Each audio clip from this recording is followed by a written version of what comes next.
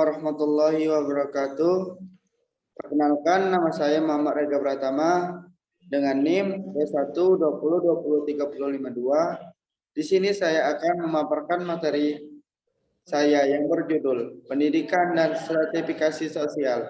Sebelumnya, saya mengucapkan terima kasih kepada Ibu dosen pengampu mata kuliah Sosiologi Pendidikan, yaitu Ibu Belva Selvia, MPD.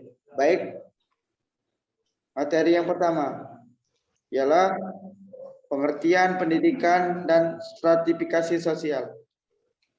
Yang pertama, pendidikan adalah bimbingan atau pertolongan yang diberikan oleh orang dewasa kepada perkembangan anak untuk mencapai kedewasaannya dengan tujuan agar anak cukup cakap melaksanakan tugas hidupnya sendiri, tidak dengan bantuan orang. Yang kedua, ada stratifikasi sosial, adalah penggolongan atau pembedaan masyarakat secara vertikal, yaitu penggolongan masyarakat dalam kelas-kelas secara bertingkat-tingkat dari status yang disandangnya. Baiklah, lanjut materi yang kedua, yaitu ada dasar-dasar atau ukuran stratifikasi sosial. Yang pertama, ada dasar kekayaan. Bagi seseorang yang memiliki kekayaan paling banyak, termasuk lapisan teratas, kekayaan tersebut bisa dilihat dalam bentuk rumah dan mobil pribadi yang mewah, cara menggunakan pakaian, kebiasaan berbelanja, dan lain-lain. Yang kedua, ada dasar kekuasaan. Bagi seseorang yang memiliki kekuasaan atau yang mempunyai wewenang terbesar menepati lapisan atas. Dalam hal ini dapat dicontohkan dengan kehidupan para raja, di mana mereka memiliki kekuasaan yang absolut. Yang ketiga, ada dasar kehormatan. Orang yang paling disegani atau dihormati mendapatkan tempat yang teratas dalam pelapisan sosial. Ukuran semacam ini banyak dijumpai pada masyarakat tradisional. Biasanya yang mendapat tempat di atas adalah golongan tua atau mereka yang pernah berjasa.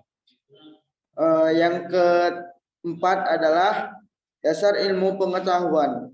Ilmu pengetahuan juga dijadikan sebagai ukuran yang dipakai masyarakat dalam pelapisan sosial. Tetapi kadang-kadang ukuran tersebut menyebabkan terjadinya hal-hal negatif. Hal itu karena yang sering dijadikan ukuran bukan ilmu pengetahuannya, melainkan gelar kesarjanaannya.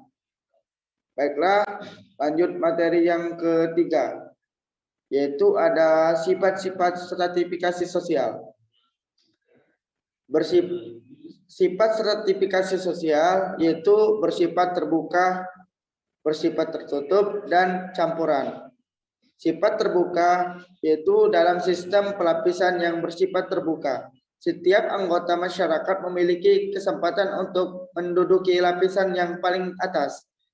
Bersifat tertutup. Stratifikasi dengan sifat yang tertutup membatasi sosial atau perpindahan dari suatu lapisan ke lapisan yang lain, baik pindah ke atas maupun ke bawah. Bersifat campuran. Dalam sistem yang bersifat campuran akan dijumpai dalam masyarakat bahwa untuk hal-hal tertentu menggunakan sistem tertentu, sementara pada hal yang lain menggunakan sistem terbuka. Itu bentuk-bentuk stratifikasi sosial. Sistem kasta. Sistem kasta artinya kasta ini merupakan di mana kondisi seseorang dilahirkan dalam kondisi status sosial yang tinggi, dan status tersebut tidak bisa berubah hingga kapanpun.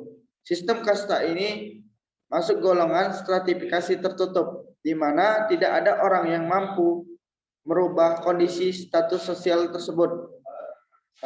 Sistem kelas, artinya sistem kelas ini terdiri atas kumpulan orang yang mempunyai status yang sama dengan parameter strata dari kekayaan yang dimilikinya, pendidikan, pendapatan, dan juga pekerjaan. Sistem kelas ini tergantung terbuka, sebab semua orang berhak mendapatkan starta, kelas yang diinginkannya. Baiklah, lanjut. Sistem meritokrasi. Artinya, sistem ini merupakan sebuah sistem yang dilatar belakangi atas kepercayaan bahwa starta sosial akan didapat atas usahanya sendiri. Sistem starta ini dianggap ideal karena seseorang dengan cara yang alamiah mendapat starta sendiri. Lanjut materi berikutnya, yang terakhir yaitu hubungan pendidikan. Berikutnya, yang terakhir yaitu hubungan pendidikan dan stratifikasi sosial. Pendidikan dengan stratifikasi sosial sangat erat hubungannya. Pada stratifikasi sosial terbuka, pendidikan dapat menjadi alat untuk mobilitas sosial.